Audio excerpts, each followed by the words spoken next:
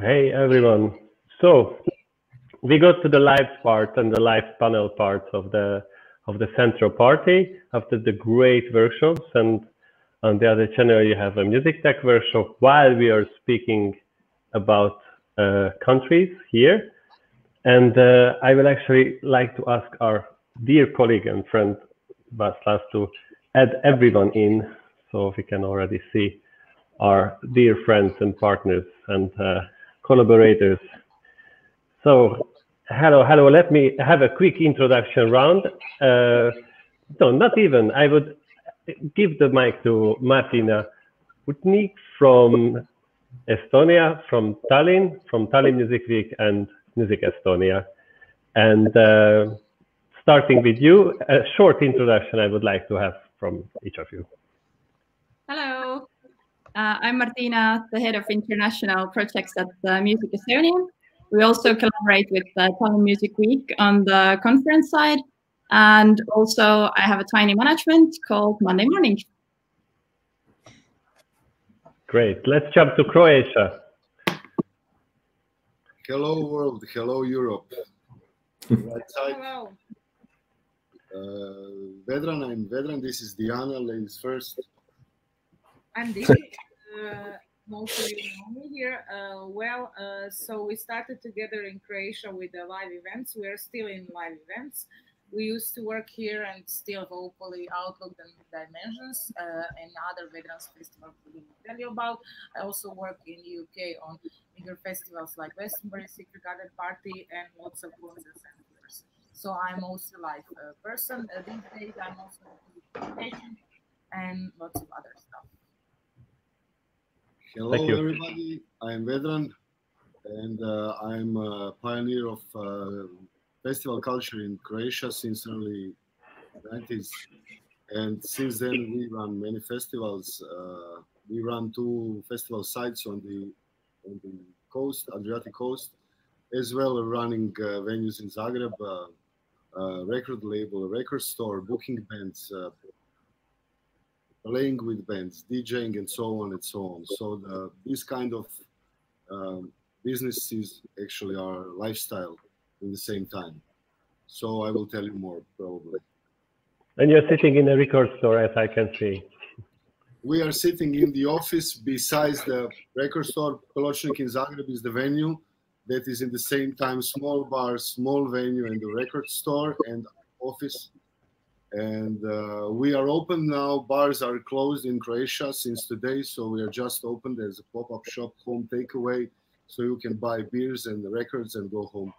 There is no sitting inside or spending time. Anyway, it's not a bad combo. Let's jump to Slovenia and stay in the territory a bit. Hello, András. Hi.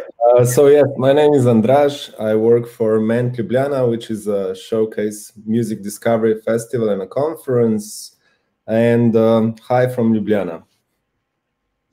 And to Poland, to Krakow. Yes, hi. Hi everybody. Hi again. I'm Michał, and I'm running a thing called Tak brzmi miasto, which is Hear the City, or This is how the city sounds. And not many people can pronounce it, apart from Polish people, obviously. And this is a small and cozy showcase festival, or mainly a conference. And apart from that, we're running an networking program and educational program called Tak brzmi miasto, again, incubator, which is, as the name suggests, a sort of an incubator project for communities and for music communities and music business and music industry in Poland. We've run it for several years, and it's happened in 7 cities so far. Apart from that, the big picture is that we have a foundation called Krakow Music Scene, which places us in Krakow and doing things for the bands in Krakow. But do not be mistaken, we are working countrywide.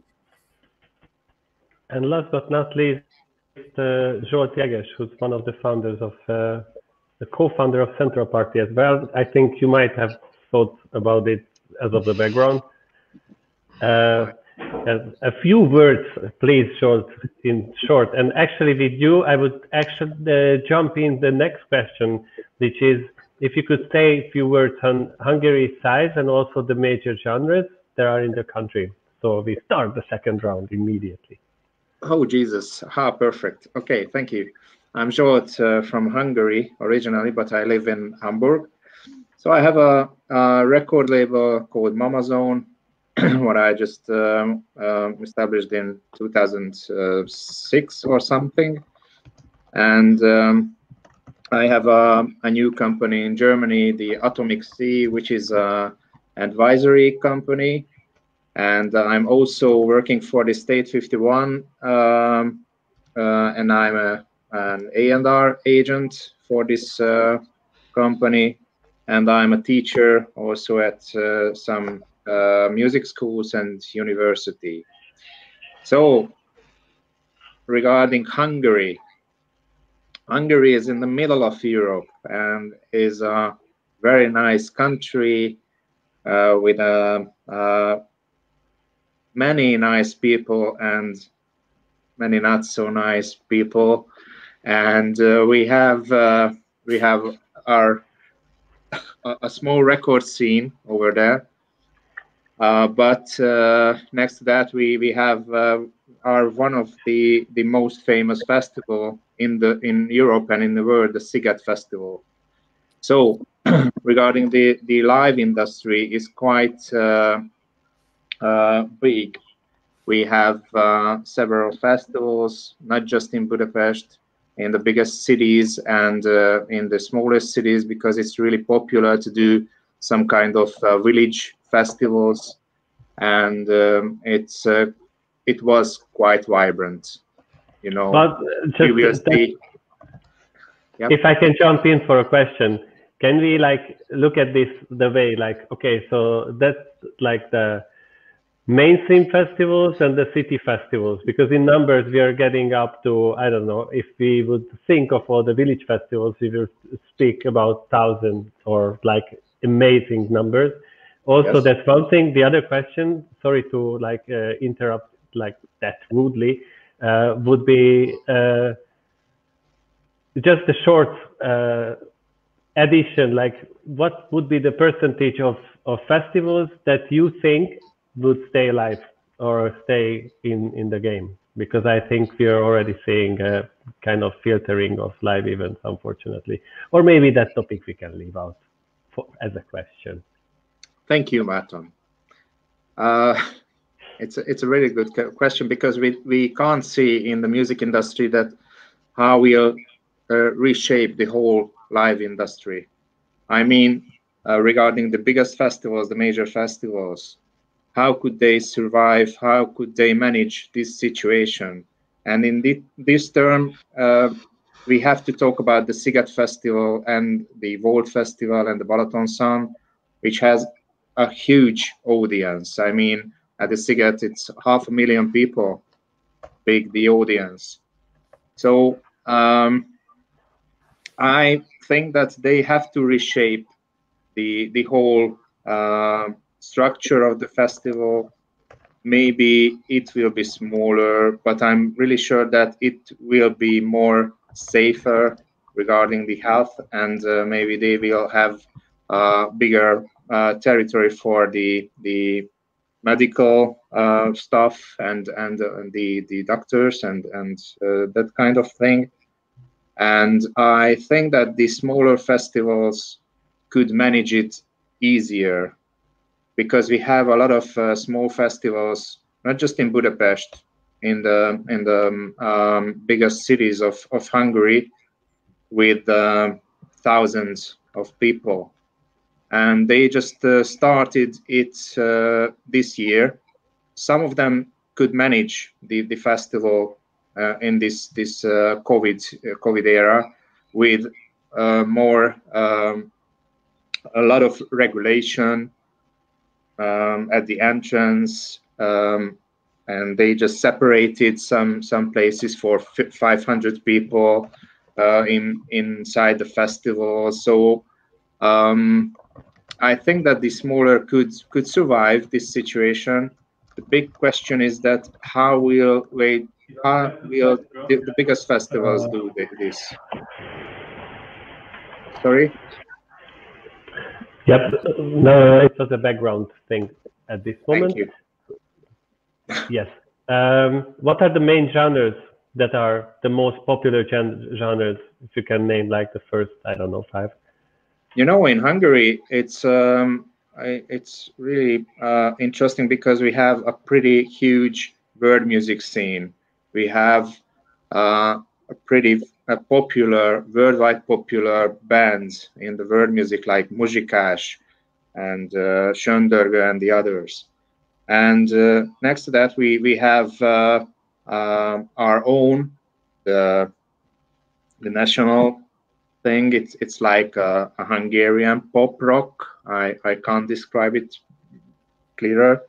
And we have these new talents, and they play the actual popular style in the pop music, the hip hop, and the psychedelic rock. So I think that the scene is really colorful, and we have everything. The same question would go to Martina too. Major genres that you think would be the most popular in Estonia. So means that if someone wants to go to Estonia and plays, I don't know, gothic metal core, then that would be the place for.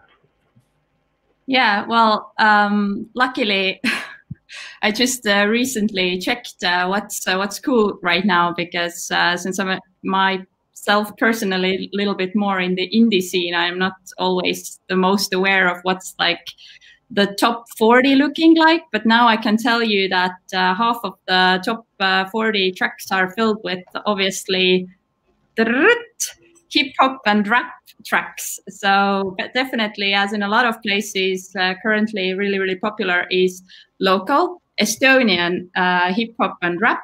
Also international, we have pop there. We have some indie tracks. You mentioned metal. We have a really good metal scene actually also in Estonia. So definitely like a lot of different scenes. But like if we talk about what's currently popular, it's hip hop, rap. Yeah. And how about Slovenia? I'm quite interested of the punk scene as well in this sense. I don't want to take a word, so I just ask.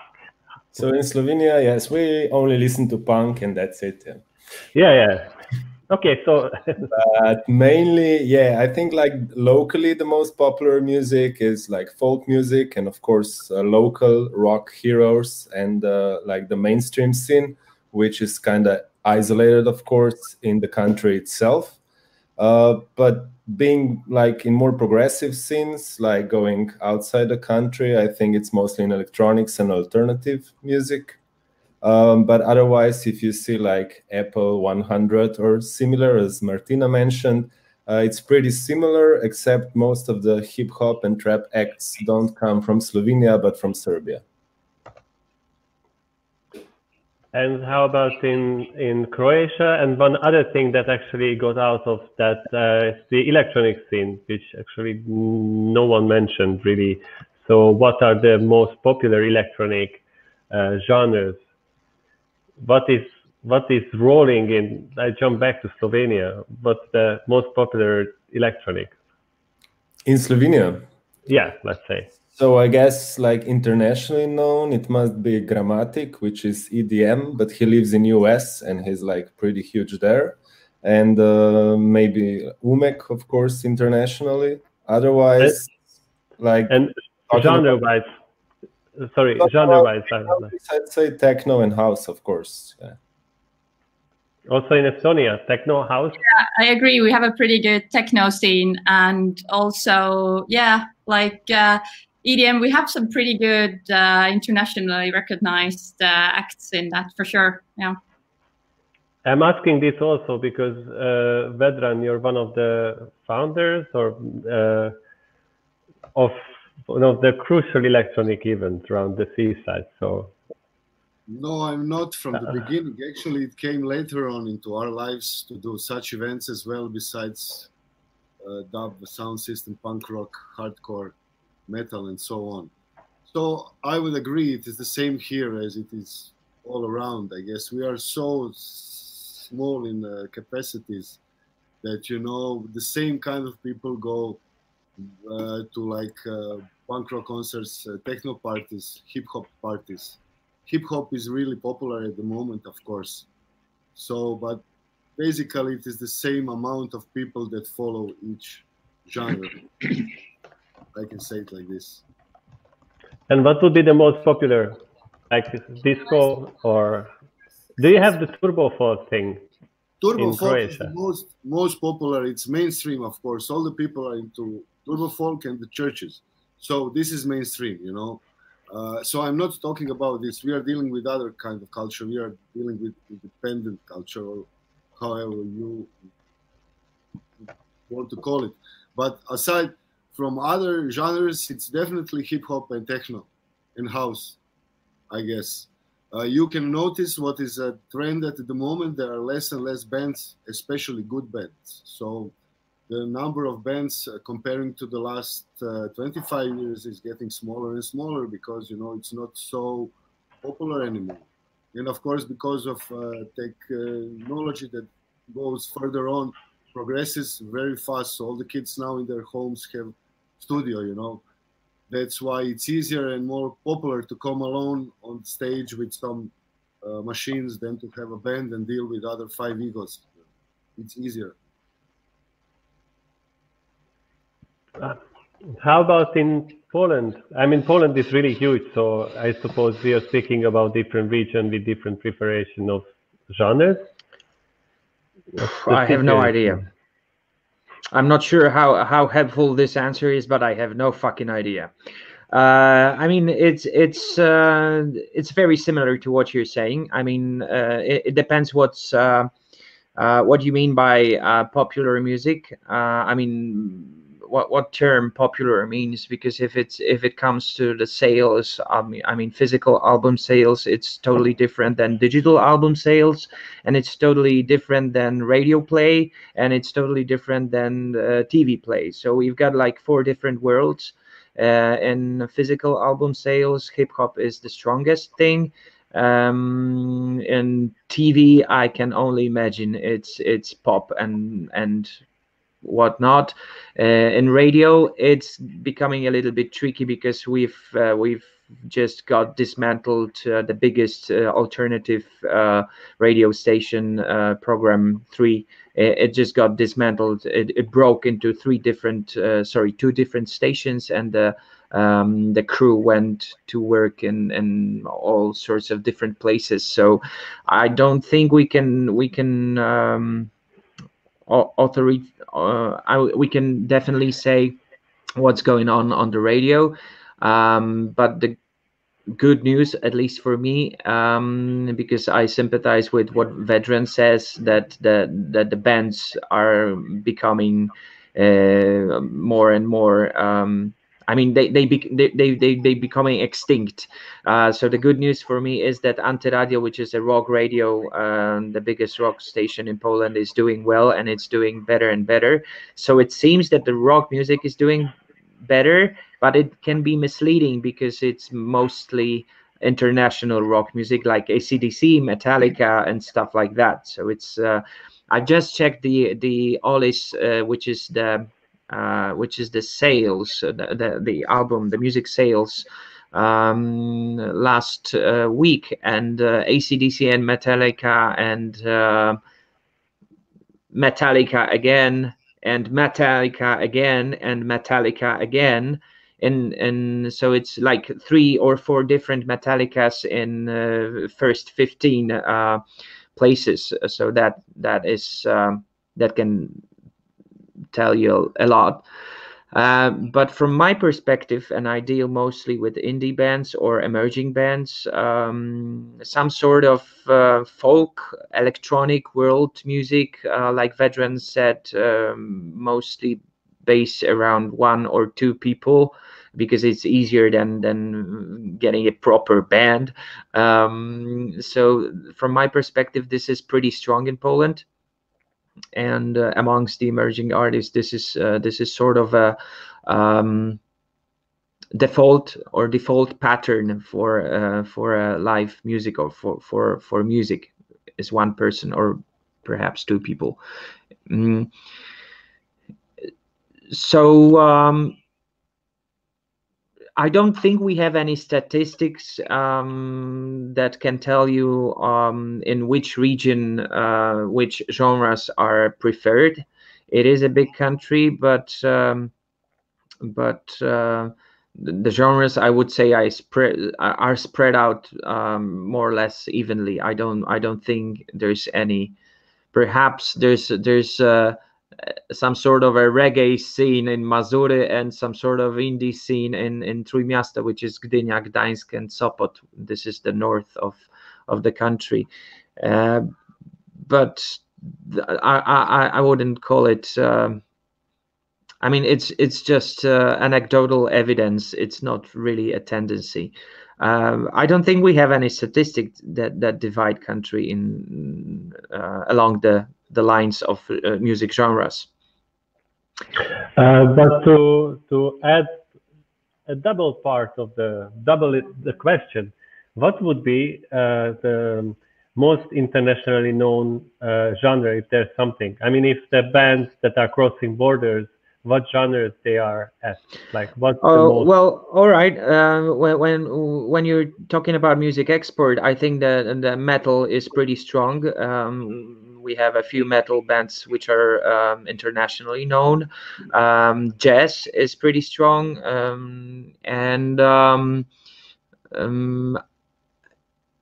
I wouldn't say progressive rock is strong, because there's only 1 band in this genre which is known internationally, but they're doing really well, and they actually are, I think, let me check it, they are on the 5th place in the last week's sales, and this is that's actually Lunatic Soul, which is a solo project from the guy who's playing in Riverside, because that's the band I'm talking about. So metal, jazz, perhaps progressive rock when it comes to the export genres. And one more question over there, because I'd like to have this round. How strong the DIY scene? That's one thing in Poland, because it's also, there's like just to add, as of the basic like info points, this is a technical information at this moment. We will collect links from everyone, and we will put it up in the comment section. So exact IFPI reports and this, we are not aiming to go in that depth.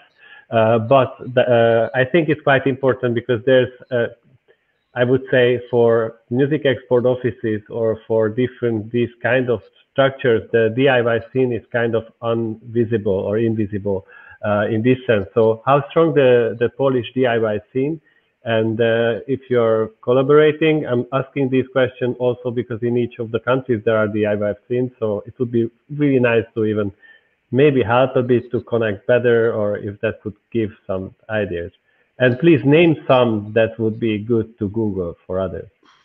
That's a tricky part. But before I try to answer that question, I just read the comment from Tomasz Olszewski, which I will get back to in a while.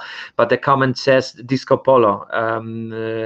This is I forgot about that genre, because this is probably the biggest selling genre in Poland and the most popular one. But I don't even consider it music.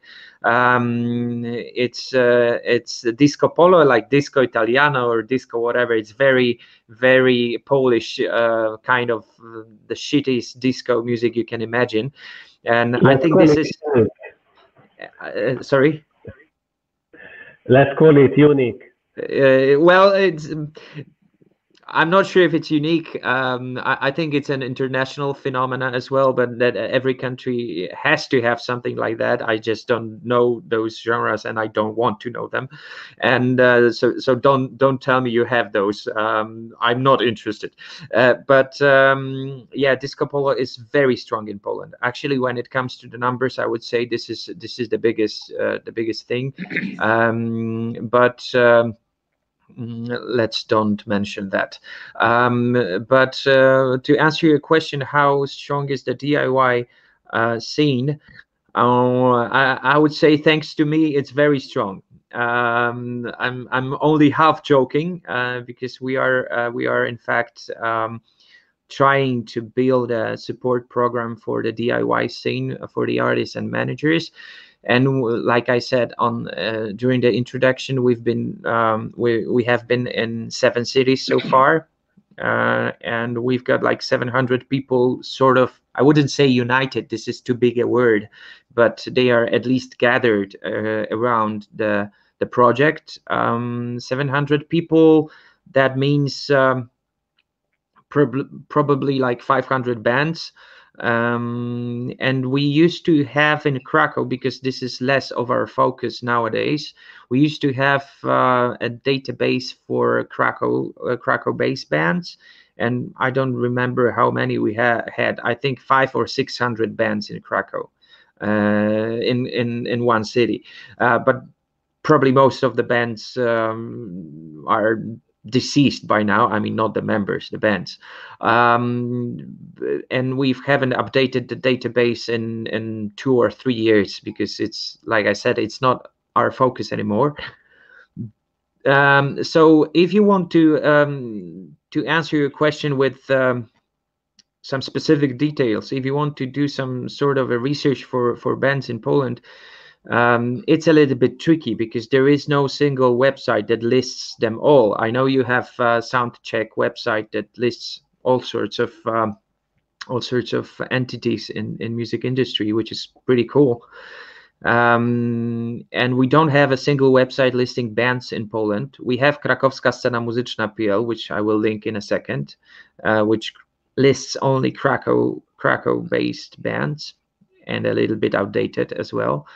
We used to have a site called Fabryka. Jesus, I just forgot. Fabryka Zespołów, yeah, which is like a band's manufacturer. I will link it in a minute. I don't think it exists anymore, but certainly you can use a web archive or similar service to access its database. And they used to have lots of bands from Poland, like 2,000 bands or something.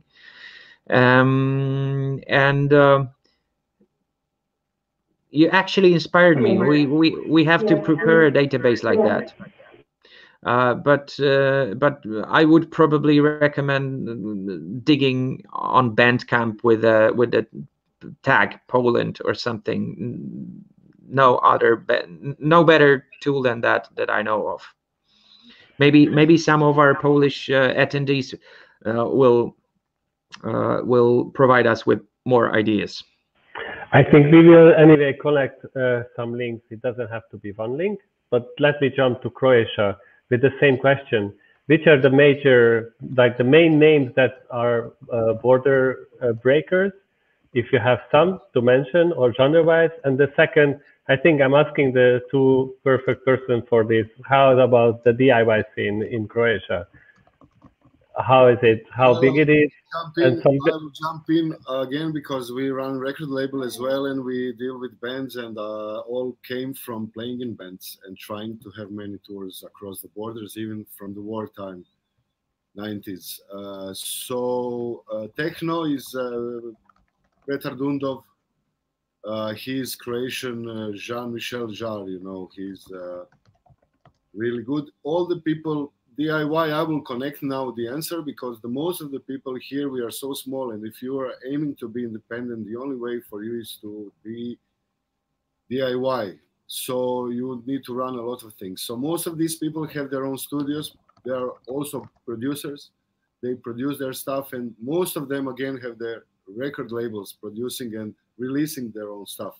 Petardundov is for techno. Miss Sunshine, now called Insolate, is for techno as well. She's a lady, and she also runs with her partner a record label called Out of Place. Out of Place for house and new disco music. It's Ilya Rudman that also runs his own record label with a partner. Of course, he has a lot of releases in England, in UK, and those names are also playing tours usually the most time of the year, each weekend or so. And the jazz scene is getting bigger, I must agree. I don't know who said, but jazz scene is getting bigger. We have a few acts that are aiming to get across. The last one is Mimica Orchestra. Mimica Orchestra is the guy, saxophone player called Mak Murtic. He was studying in London together with the new scene of Comet is Coming, Sons of Kemet. So he's getting bigger, and he has his friend and agent living in the UK, what could potentially open some new doors. Of course, you have some older dub acts like Digitron Sound System. They play pretty well around Europe. There is Egoless, is now among the top 5 most famous dubstep producers. He ended up on Deep Medi, record label owned by Mala from the UK, like the godfather of dubstep music. So Banwise live dub band, who also had their potential, but unfortunately they are a big group of 7-8 people, so it's always hard to tour, to get them across. It's always easier, of course, for the promoters to book a single DJ or live act. So those are the acts that I just remember that at the moment that play regularly outside of the borders when it's a normal situation, of course. For the DIY scene, as I said, everything that we do from the start actually is DIY. If you're not going to the mainstream, what is, I repeat again, turbo folk or religious music, then you need to maintain do-it-yourself, DIY, and run everything like this and have everything under control and be a multitasking expert and run your own bookings or run your promotions, being really visible and active on social networks and so on and so on. So Croatia is really small market, and for the people that want to be more recognizable across the world, they need to get their shows played and the records released outside of this country. So this is crucial. And of course, if you're singing in Croatian, for example, then of course it's harder. But again, with techno or with dubstep, it's mostly without vocals. So those kind of artists have more success worldwide. Thank you. The same question would be for Martina as well, to mention some of the bands and which are the genres that are the most potentially successful abroad. And I will, just to prepare you for my next question, which actually Vedran just opened my eyes, another one, which is the balance between the recording music industry contra the live one. Because my experience as like a Hungarian living in Prague for the last 10 years is that as south you go in Europe or towards the Balkans, the live events were having rather the balance contra the recording industry. I mean, like you could make rather living from the live part of the music and not the recording. The recording was necessarily and you can contradict me or disagree with me if you want, that would be the point. But the question, Martina, these two, in terms of the bands and how the music industry is spread out in terms of live and recording. And as of Estonia, you can add the digital part there because you're strong in this. Yeah, I'm going to start. I'm going to take the same notes that I've already had from the very beginning, which is jazz and folk, which I didn't really mention, but also are rather strong scenes here in Estonia. So we do have, you know, for example, from jazz scene, we have Kadri Voorand, who's been really active internationally. From the folk scene, we have Maarja Nuut and Trada Tech, which have been doing a lot internationally. From EDM, which I mentioned before, we have Madison Mars, for example. From house, we have Sin Cole. So these are maybe some of the acts that have managed to, you know, tour or break like more internationally as well. But, you know, it depends on what kind of scale we're talking about, of course. And I'm going to connect this to the DIY, which was mentioned about like how DIY or how is our, you know, music industry here. And I must say that, you know, all of the acts mentioned before have managed to do this by themselves with like hard work or, you know, creating the right connections to be able to work internationally. And obviously we do have the majors, or not obviously, but we do have the majors present here as well, you know, Sony, Universal and Warner. But what they are doing here, I hope I'm not doing like injustice, but mostly they are promoting the international acts locally. And they do work with some local artists, but then they work on the local scene. So they work within Estonia. So that means that if you want to go international, it is sort of the DIY scene. It is why Music Estonia also was brought to life.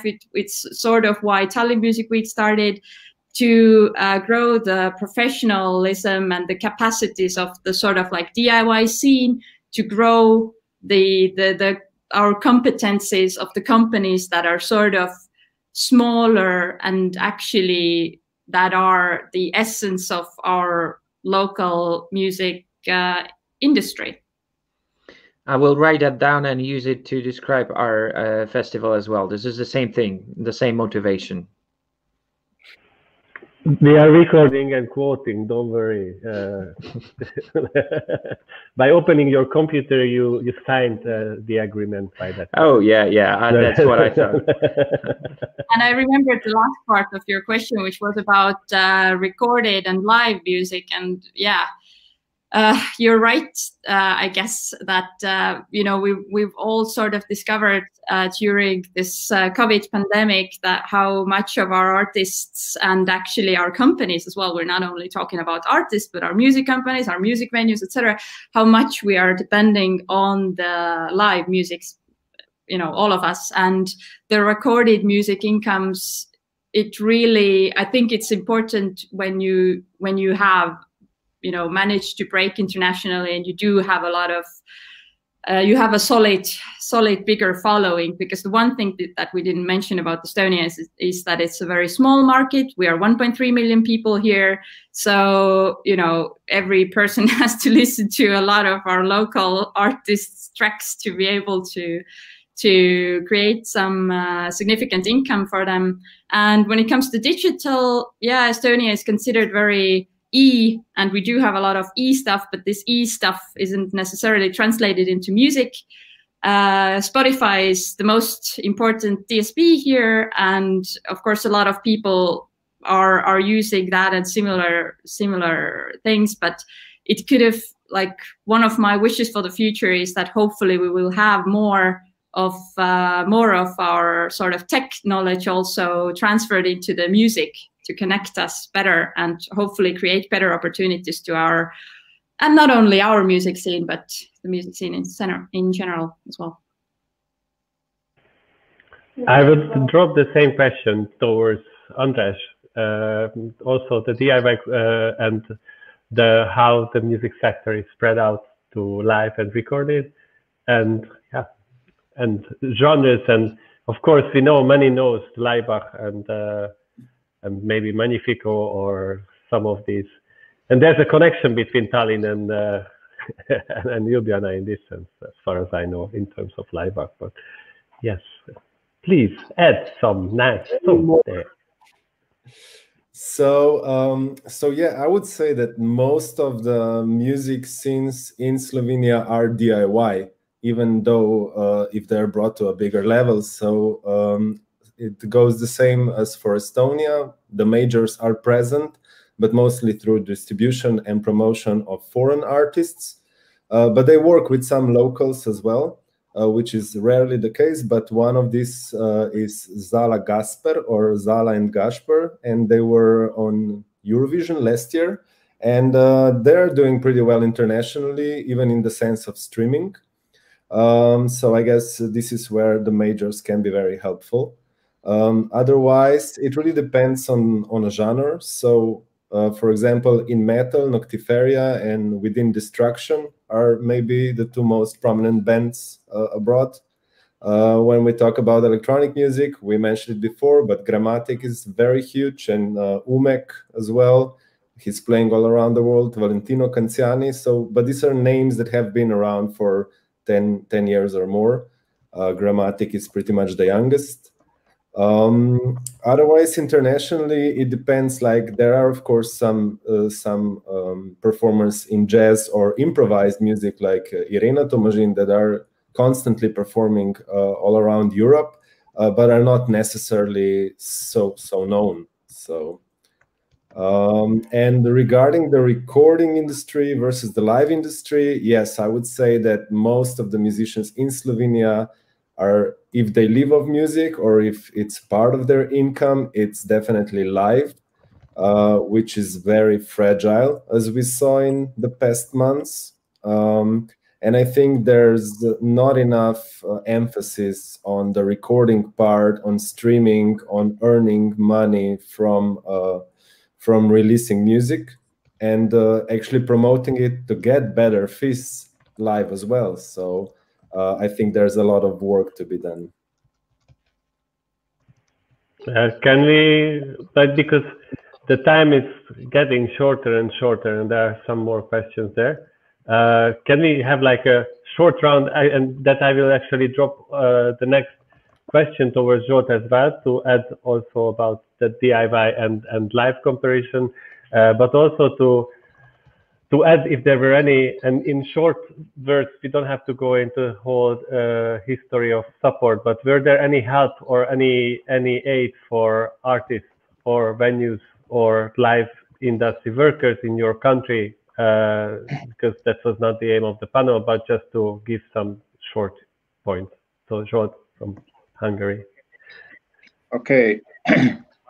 Okay, then I will combine it, because it's really important that in Hungary we have an export initiative named HOT, and it was established by the Hungarian Cultural Fund. And it's really important to know that in Hungary we have this fund with approximately 30 million euros or something. It depends on the tax incomes and etc. But a lot of money we are spread among the projects and the bands. So every year this initiative, the HOTS, just have a voting among 100 music professionals, and we just vote in every year for the 15 export capable bands of Hungary. So every year we have a fresh list with bands who we think it's export capable. Sometimes it just matches with the market, but sometimes not. But we have some bands. For example, I managed Bobby Silla, and she is in R&B, and we just reached that she's signed a contract with a Berlin-based management company, the managers of Milky Chance, and we just got a lot of financial help from the Hungarian fund to reach this position in 5 years. So it was a really long run, and but it seems that something could happen. Obviously, this year just didn't help. So Bobby Silla is one of these talents, but and I mentioned she's in R&B, and we have the Merck. They play some kind of fusional jazz or something, and they just appeared first at the Reeperbahn Festival and then the Leverkusener Jazz Festival. So they are pretty famous, popular in Germany. So it is jazz. So I think that what we'd like to have, the rock bands and the psychedelic rock bands, are not so successful regarding exporting the music business. Regarding the DIY, I'm the president of the indie label, so we have a pretty nice view of the whole scene. I think that the DIY thing is enough for a special point. I would mention one singer girl, Saya Noe, who has a pretty popular Twitch channel, and she just started to build it up a few years ago, and she has a huge audience, a fan base, etc. But to turn it to a success in the live industry, she needed a manager. So right now she has a manager and a small staff to do the thing together. So the DIY thing, it's enough, was enough to reach this position that she could have a good manager to step forward. So yeah, and I would mention one thing. We have a really good metal band, The Harmed, which just won the Music Moves Europe Talent Award. It's this long weird name of the new what was the previous name? It's for the newcomers, and Harmed just sorry, it's just a weird echo, and it's really bothering. So sorry. The Harmed, as a metal band, maybe they could reach something really good position in the live scene in Europe, because the metal scene, for example, in Germany, it's really strong, and they could have a lot of concerts over here. But we will see next year. And a short answer: were there any governmental help for the coronavirus hit musicians, workers, live music industry, and so on in Hungary? And that would be the round for everyone as well. In short, if possible. Thank you, Martin, this question. We have this cultural fund, and this cultural fund has some applications, new applications for the bands, and they could get some money if they do some new project. But that kind of help, just to get some money for the history of the band, that didn't happen. How about in Estonia? Were there any structural help for music sector? Yes, the Ministry of Culture had 2 rounds for applications for the crisis relief.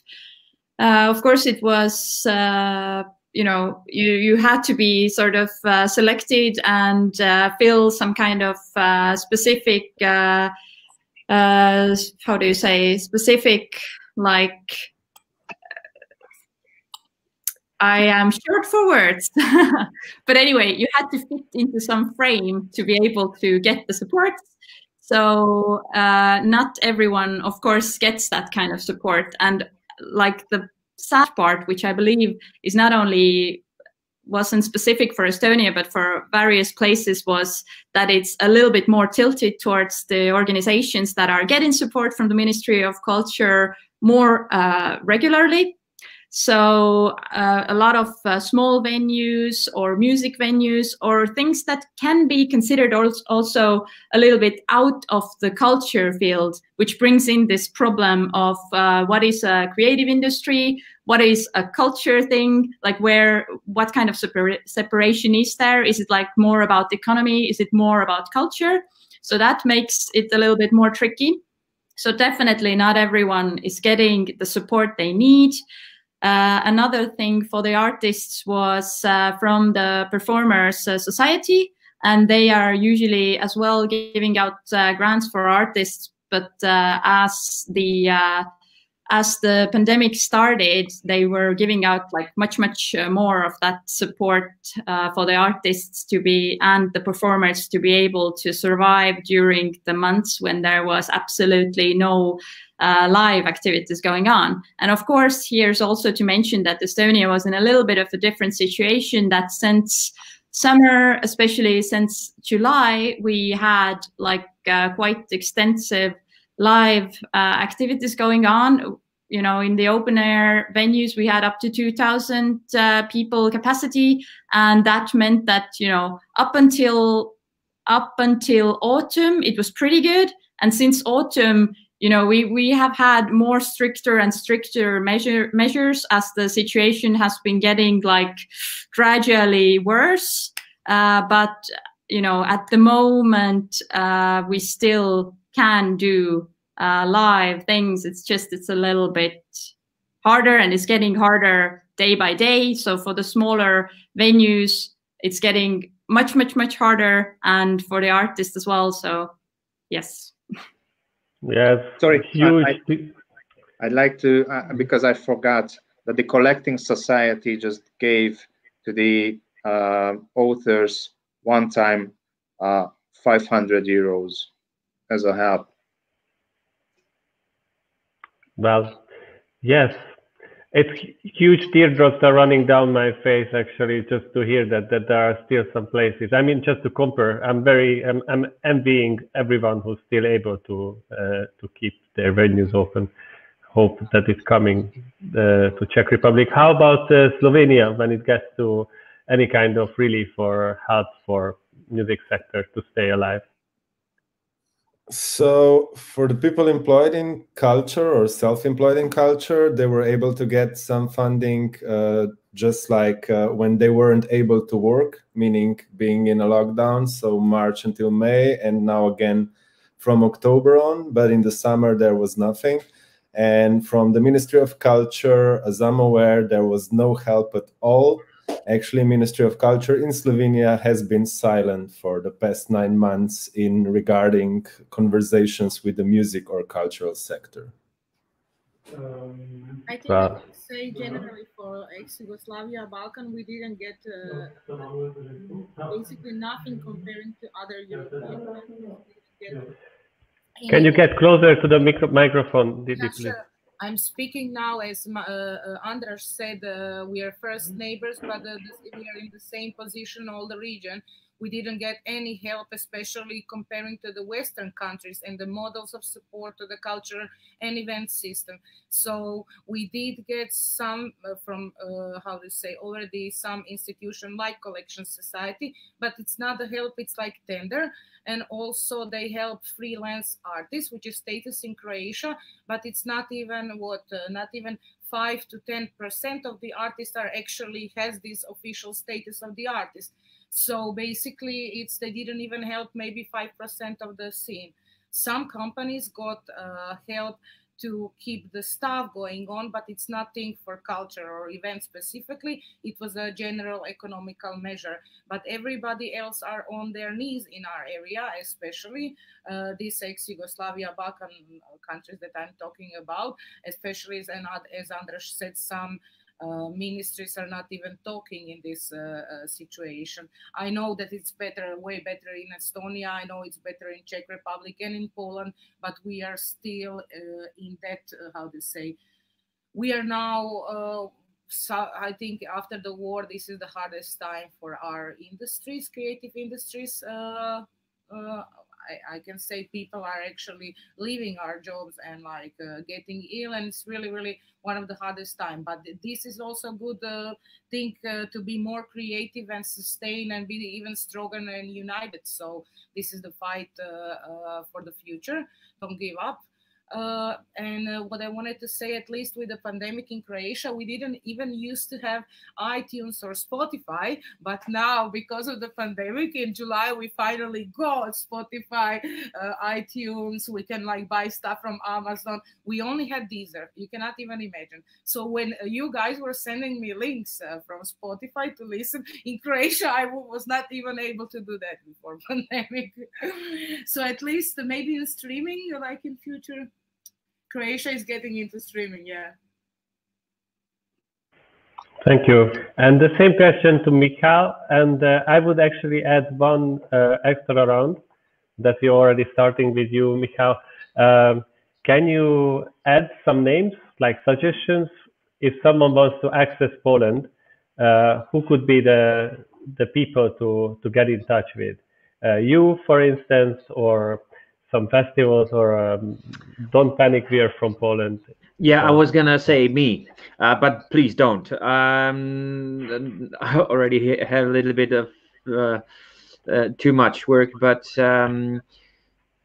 to answer the first question, the funding question, oh my, it was hard to listen to you, Didi. I mean, and Andras, that the government has been silent for so long, and with the support for the music sector.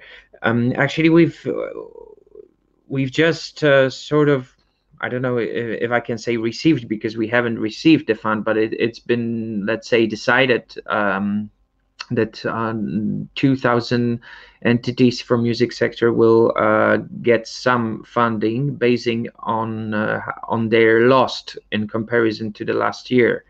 And it's created a huge controversy because there were a few entities, very well-known musicians or celebrities or stars that received like millions of zlotys, only because they have lost millions of zlotys this year. So it's so there is a program which is supposed to help the music sector, but funnily enough, freelance artists are not included. So in order to receive any help, you have to have a company. You have to be an NGO or some cultural institution. But if you're a freelance artist, you're pretty much fucked. The collection societies, they also the author societies, they do offer some kind of a financial help. You have to write some sort of application explaining how much you are affected by the situation. And the Performers' Rights Society, at the beginning of the year, well, after the first lockdown in April, was it, or maybe in May, they paid out something like 600 euros or 650 euros to every member, which was a very, well, at least PR wise, it was a great tactics, and it did help a lot of performers back then.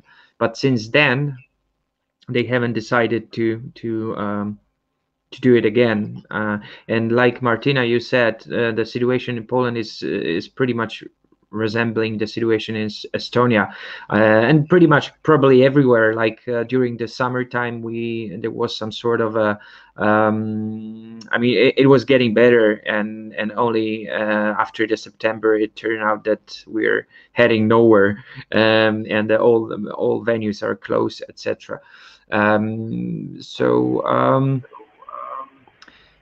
We also receive, I mean, this is not a music sector fund, but if you have a company, you do get some sort of financial help.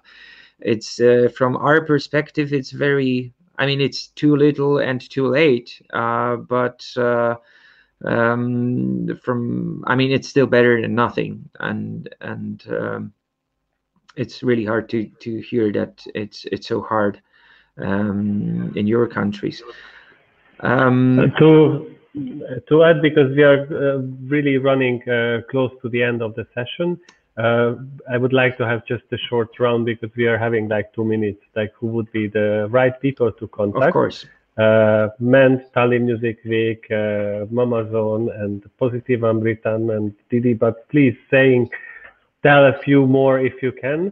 A quick round, if you have. If don't, then we will give the links. I will just give a quick answer then. Me myself, yeah, I'm just one person, but I can I suppose redirect you if you're interested in Polish market to more suitable or specific companies or people. But Music Export Poland is definitely one thing as well. They are exporting music, but they also kind of trying to help you if you're interested in Polish market. Thank you. Didi, Vedran. Okay, I will jump in now. Croatia, Positive and Rhythm, you can always contact. First of all, you need to know Croatia doesn't have a market. So if you expect to make some business in Croatia, it's probably not the right place. But if your band, I worked with many bands from Poland or from Germany. But or we from are beautiful. We have the best time and events. So you can have a good holiday, yes. We can find that. But okay, if you don't have big expectations, it's best like to, depending on what style you want, you play or you want to reach the audience that is again not so big, then you need to contact probably local festivals, promoters who work in Croatia. For example, hip hop is Fresh Island. For dub and reggae, it's CsEE. For punk hardcore, it's Monte Paradiso. It's local festivals that exist for more than 15 years. The people who are into it, and they will probably need something in return. In return means if they accept your band to play and tour, you should do the same for them. So, and then you have much better chance. Okay, Slovenia maybe not, but Poland, for example, that is much bigger and has many more capacities. Then 5 shows for a Polish band in Croatia. That means Poland promoters need to return the favor with 5 shows for Croatian bands in Poland. This is how the scene is getting started, and then you don't need the big marketing agencies or booking agents or managers or budgets. It's working. I mean, so this is the way to start with. I mean, if you are not backed, of course, with a management that is full of money that want to invest in you, and then to rent the venues for you in Croatia and lose money, invest, then it's another thing. But this is what we do, actually. The number one. Thank you. Thank you. I don't think that the big management who rents the venue anywhere else is really a threat in any of our countries. So I think we can. But no. You're right. Like if someone wants to access the region, that might make sense. András. Yes.